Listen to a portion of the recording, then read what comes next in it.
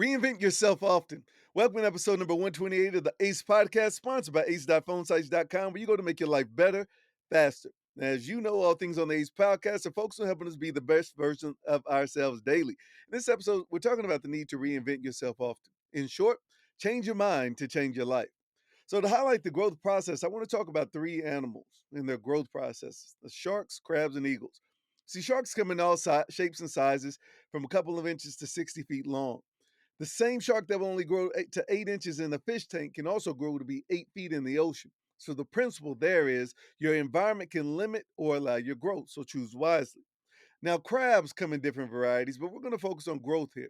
See, when they get too big for their shell, they have to get rid of it.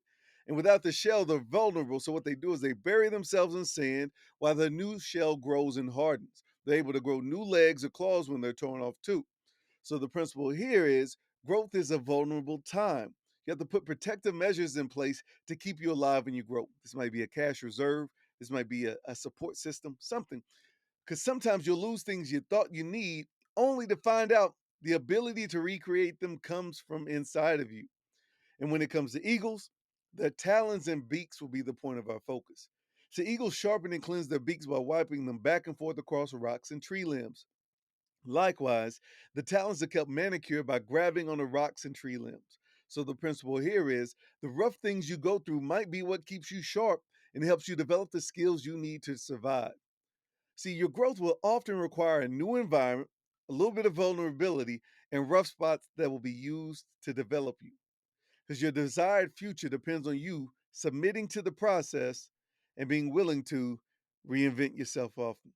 So remember, this episode was brought to you by ace.phonesites.com, where you go to make your life better, faster. Also get your big wins and your forget your feelings and face your facts shirt so you can get your gear.